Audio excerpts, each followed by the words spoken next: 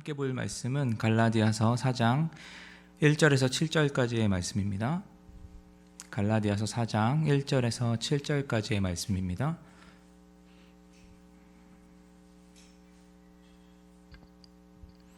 다 찾으셨으면 제가 봉독해 드리도록 하겠습니다. 내가 또 말하노니 유업을 이을 자가 모든 것의 주인이나 어렸을 동안에는 종과 다름이 없어서 그 아버지가 정한 때까지 후견인과 청지기 아래에 있나니 이와 같이 우리도 어렸을 때에 이 세상의 초등학문 아래에 있어서 종노릇 하였더니 때가 차매 하나님이 그 아들을 보내사 여자에게서 나게 하시고 율법 아래 나게 하신 것은 율법 아래에 있는 자들을 속량하시고 우리로 아들의 명분을 얻게 하려 하심이라. 너희가 아들이므로 하나님이 그 아들의 영을 우리 마음 가운데 보내사 아빠 아버지라 부르게 하셨느니라. 그러므로 내가 이후로는 종이 아니요 아들이니 아들이면 하나님으로 말미암아 유업을 받을 자니라. 아멘. 어제 우리가 3장을 마무리하면서 바울이 가장 중요하게 여기는 것이 구원이라는 것을 우리들 함께 보았습니다. 그래서 구원을 받은 우리가 우리의 신분을 정확히 기억하고 예수 그리스도께서 하나님과 약속을 이루시고 우리에게 그리스도로 옷 입혀주신 것, 그래서 우리들이 구원을 받은 자, 유업을 받은 자로 살아가야 한다는 것 우리들은 함께 보았습니다. 더 나아가서 유업을 받은 자에서 유업을 이을 자로 삼아주신 것을 우리들은 기억해야 한다고 말씀드렸습니다. 유업을 이어간다는 것은 추상적인 것이 아니라 우리 앞에 놓여져 있는 어려움들, 문제들, 그것들을 바라볼 때 우리 눈앞에 있는 것, 그것들만 바라보는 것이 아니라 우리들이 이성적으로 합리적인 것으로만 판단하는 것이 중요한 것이 아니라 우리가 완전하지 않다는 것, 그리고 나의 문제를 예수 그리스도로 말미암아 해결되어진 것, 그것을 기억하면서 우리 가운데 있는 문제들, 그것이 참된 복음으로 예수 그리스도로 말미암아 해석되어지고 해결되어진다는 것을 우리들은 함께 보았습니다. 그래서 우리들 눈앞에 있는 것들, 코로나 바이러스, 그것들은 우리가 고민하는 문제들, 이것들을 죽음의 문제가 예수 그리스도의 십자가로 해결되어지고 차별금지법과 같은 것들은 잘못된 평등, 그것을 이야기하는 것은 예수 그리스도, 그 머리 되시는 예수 그리스도가 하나 되어지는, 그리스도로 말미암아 하나 되어지는 것, 그것으로 말미암아 해결되어지는 것, 그리고 우리 가운데 있는 물질의 어려움들, 그것들은 우리들을 가난하게도 하시고 부하게도 하시고 그렇게 하실 수 있으시지만 우리들을 필요한 것들로만 채우시는 아버지 하나님, 하나님의 나라와 하나님의 의를 구할 때 모든 것을 채우시는 그 하나님으로 해결되어지는 것, 진로나 사업의 문제들을 바라볼 때 우리의 그 발길을 밝게 하시고 모든 것을 채우시는 하나님으로 해결되어진다는 것 우리들은 보았습니다. 그래서 복음은 더 이상 추상적으로 해결되어지는 것이 아니라 우리의 앞에 있는 어려움들, 문제들, 개인적으로, 가정적으로, 사회적으로나 교회적으로나 이 모든 것들이 복음으로 말미암아 온전히 해석되어지고 해결되어진다는 것, 그것을 우리들은 어제 함께 보았습니다. 그것을 우리들은 본 자로, 그것을 살아가는 자로, 그리고 그것을 전하는 자로, 유업을 이어가는 자로 살아가야 한다고 이야기를 했었습니다. 오늘 말씀은 바울이 유업을 이을 자에 대해서 어제 이야기에 이어서 이야기하고 있는 것을 우리들은 볼 수가 있습니다. 어제 말씀드린 것처럼 유업을 이을 자라는 것, 그들은 당시에 서신을 받고 있던 그 갈라디아 교인들을 한번 생각해 볼 때 이것은 좀 어떤 의미인지 헷갈렸을 수 있습니다. 왜냐하면 유업을 잇는다는 것은 상속자가 죽은 다음에 상속을 받을 자, 주실 자가 죽은 다음에나 일어나는 일인데 하나님은 죽으실 수 없으신 분인데 이게 무슨 말인지 하고 의문을 가지고 있었을 것입니다. 그래서 바울은 이것을 당시의 상황 속에서 어떤 의미를 가지고 있는지 설명하고 있습니다. 오늘 읽은 본문 말씀 1절, 2절의 말씀을 제가 한번 읽어드리도록 하겠습니다. 내가 또 말하노니 유업을 이을 자가 모든 것의 주인이나 어렸을 동안에는 종과 다름이 없어서 그 아버지가 정한 때까지 후견인과 청지기 아래 있나니. 먼저 바울은 여기에서 이 말씀에서 세 명의 인물을 등장시킵니다. 먼저 유업을 이을 자, 그리고 후견인, 그리고 청지기, 이렇게 세 명의 인물이지요. 그래서 주인은 어렸을 주인, 그 아들로 유업을 이을 자가 되겠고, 종은 후견인과 청지기에 해당되어집니다. 여기서 아버지의 유산을 물려받는 사람 이 셋 중에 누구죠? 네, 아들입니다. 어렸을 주인, 어린 주인. 이 아들이 어렸을 때 그들은 누구와 같이 지낸다고 이야기하고 있습니까? 어제 말씀드렸다시피 초등학문을 가르쳐주는 초등교사와 함께 있는다고 이야기를 했었습니다. 그래서 그들이 살아갈 때, 이 아들이 살아갈 때 그들의 살아가는 행동 양식이나 예절, 습관, 그것들을 그들과 함께 있으면서 배운다고 말씀드렸습니다. 그때는 종들과 같이 무엇을 하는 데 있어서 제약이 있는 것, 그것이 있는 것입니다. 밥 먹는 것부터 시작해서 모든 행동들 하나하나까지 감시되어지고 통제되어지고 있는 상태입니다. 이때 당시에 로마 후견인 제도라는 것이 있었는데요. 후견인이라는 것은 매우 훌륭한 제도 중에 하나입니다. 이때 로마에 있었던 높은 지위를 가지고 있던 사람이나 부유한 사람들은 그들이 가지고 있는 재산이나 그런 것들을 베푸는 덕을 행사했었는데요. 그래서 이 후견인을 정해서 그들을 경제적으로, 법적으로 도움이 필요한 자들을 도와주는 제도였습니다. 그래서 양아버지와 같이 그들을 보살펴주고 도와주고, 그들을 도와줌으로 말미암아 이 로마 이 지위가 높은 사람들은 자신들의 지위를 인정받는 그런 제도였습니다. 이 후견인들은 대부분 자신이 후원하는 사람들의 아들의 초등교사 역할을 했던 사람들입니다. 이들은 아들이 장성해질 때까지 그 아들을 규제하고 통제하는 역할을 했었습니다. 또한 청지기는 어떤가요? 청지기는 우리가 잘 알고 있듯이 주인의 마음을 가장 잘 알고 있는 자, 집안의 여러 가지 일들을 관리하고 책임지는 역할을 했었습니다. 가정에서 가장 중요한 역할을 했었을 것입니다. 이들 또한 아들이 집안에 있는 물건이나 재산 여러 가지를 마음대로 사용하려고 할 때 그것을 규제하고 그것을 통제했었을 것입니다. 주인이 맡겨주신 권위로 말이죠. 이렇듯 종들은 개인적으로 가정 안에서 관리하는 측면에서 아들이 미성년자일 때 그들을 통제하는 자의 역할을 했을 것으로 우리들은 보고 있습니다. 하지만 그들의 신분은 종의 신분입니다. 그들이 많은 것을 누리고 있지만 그들의 신분은 변화되어지지 않습니다. 주인의 말을 따라야 하는 종의 신분은 변하지 않습니다. 절대. 이처럼 후견인과 청지기 같은 종은 규제와 통제가 있습니다. 그런데 주인의 아들도 오늘 말씀에서는 마찬가지입니다. 어렸을 때 어떠한 규제와 통제 아래에 있다고 이야기하고 있는 것이죠. 그것이 언제까지라고 이야기하고 있습니까? 아버지가 정한 때까지라고 이야기를 하고 있습니다. 아버지가 보시기에 이제 규제와 통제가 필요 없다고 생각할 그때, 그래서 유업을 받아도 그것을 아버지의 뜻대로 이어갈 수 있을 때, 그때까지라고 이야기하고 있습니다. 그것을 3절 말씀에서 초등 아래에 있어서 종노릇 한다라고 이야기하고 있습니다. 이러한 어린아이와 같은 때에 내가 하나님의 자녀라는 구원받은 자라는 신분이 있더라도 그것은 어떠한 의미인지 그것을 이해하고 합당한 삶을 살아가기까지는 이 세상 속에 영향을 받으면서 살아간다라는 이야기를 하고 있는 것입니다. 이것을 부정적으로만 보지 않았으면 좋겠습니다. 하나님께서 온전히 구원을 얻기 전에, 우리가 온전한 구원을 얻기 전에 이 세상의 초등학문 아래 있게 하신 것, 이 세상 속에서도 분명히 배울 점이 있다는 것 우리들은 알아야 합니다. 그리스도인들은 세상과 구별되어져야 한다라는 이야기 우리들은 참 많이 합니다. 그것을 오해했던 초대교회 사람들, 그리고 중세교회 사람들은 많은 사람들이 자기의 신앙을 지키기 위해서 수도원과 광야로 떠나갔습니다. 세상과 단절되어서 살아갔었습니다. 하지만 하나님은 그리스도인들이 그렇게 되기를 원하신 적은 한 번도 없습니다. 예수님께서 이 땅에 오셔서 하나님의 뜻을 이 땅 가운데 이루신 것처럼 예수님을 본받아 살아가는 우리들은 이 세상에서 예수님과 같이 빛을 발하면서 살아가야 하는 사람들입니다. 그런데 우리가 그리스도인으로서 이 세상을 살아가는 동안, 그리고 참된 그리스도인이 되기 전에 하나님께서 이 땅 가운데 우리를 그냥 보내두신 것이 아닙니다.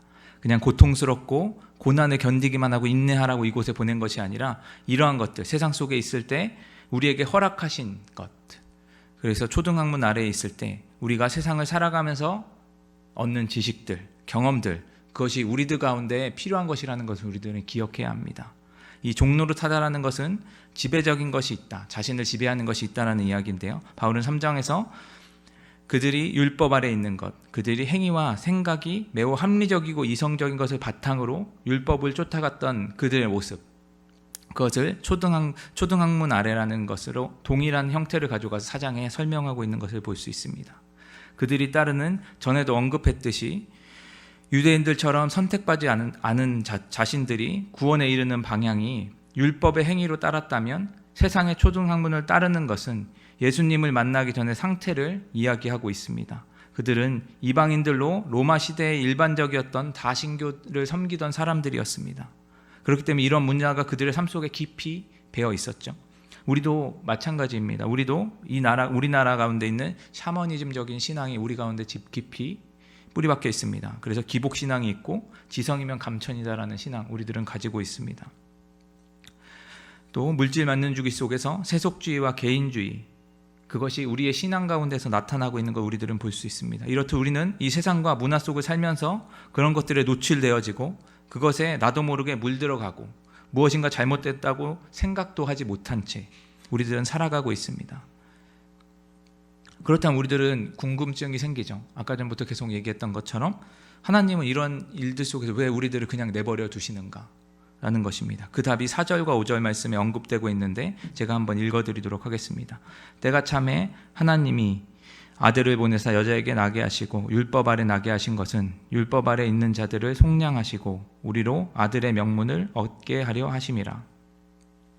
하나님께서 준비하신 때, 앞서서 말씀드린 아버지의 때, 정한 때, 그 시간 되면 우리가 율법 아래 초등학문 아래 있던 자들이 예수 그리스도로 말미암아 죄에서 속량되게 해주시고 예수님을 보내주셔서 우리가 아들의 명분, 그것을 유업을 이을 자가 되게 하신다는 것을 여기서 이야기를 하고 있습니다. 이것은 앞에 보았던 것처럼 예수님이 오신 이유를 좀 더 넓은 개념으로 확대를 하고 있습니다. 우리가 행위에 대해서, 우리가 잘못된 방향에 대해서, 죄에 대해서만 속량하시는 것이 아니라 우리가 어쩔 수 없이 이 땅 가운데 있는 것, 우리가 원하지 않았던 것들, 우리들이 생각하지 않았던 것들, 그것들이 우리 가운데 일어나서 우리가 선택할 수조차 없는 이 상황 속에서 우리들은 너무 억울하고 슬퍼했던 그런 것들, 그것들을 하나님께서 모르시는 것이 아니고 그때도 하나님께서 우리와 함께 계셔서 우리를 위로해 주실 그때가 정해져 있다는 것입니다.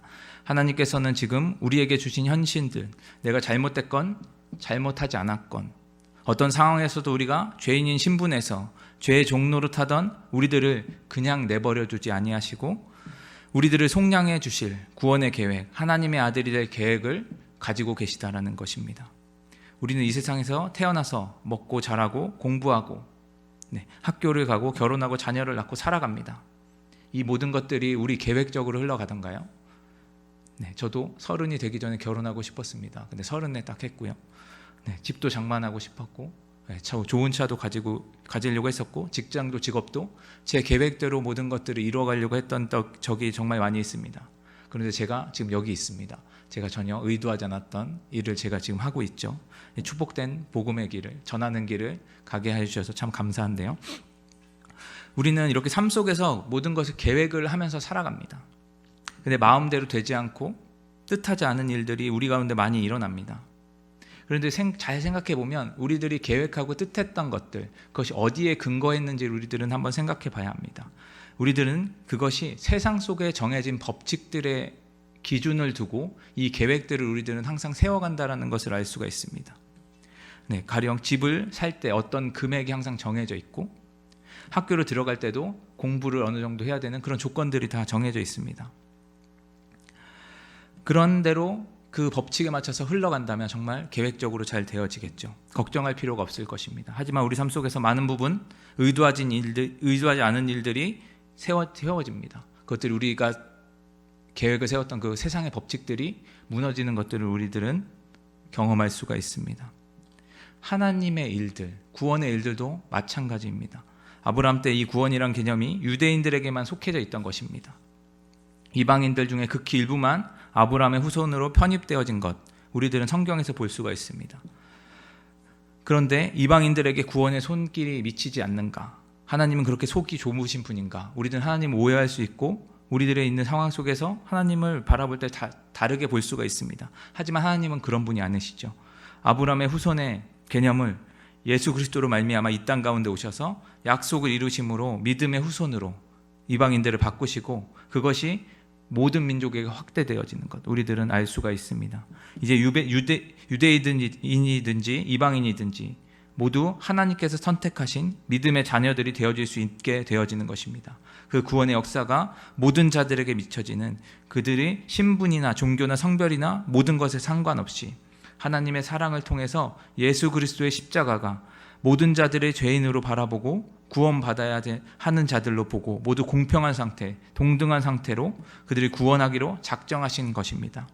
그래서 지금까지 억울했던 자들, 예수님을 모르던 자들, 그들이 이 예수 그리스도로 말미암아 하나님의 계획으로 말미암아 말씀의 소망과 기쁨, 그 말씀이 되어지고 특권의식이 있던 유대인들은 자신들의 교만을 내려놓고 겸손하게 되어지는 것, 그래서 기쁨에 참여해지는 것, 이것이 예수 안에서 한 가족 되어지는 것, 그것으로 모든 개념이 바뀌어지는 것을 우리들은 볼 수가 있습니다. 이것은 누가 억울하거나 누가 슬픈 것이 아니라 모든 자들이 하나님의 사랑 안에서 기쁨을 누리는 하나님의 나라로 세워져 가는 것을 이야기하고 있습니다. 이렇듯 우리 삶 속에서 계획하지 않았던 일들이 일어날 때 하나님이 이 세상 속에서 나를 당혹게 하기 위해서, 우리들이 힘들게 하기 위해서 이런 것들을 주는 것이 아니라 하나님께서 이 세상을 운행하시고 하나님께서 모든 것을 하나님의 계획 안에서 이루시는 분이라는 걸 우리들은 기억해야 합니다.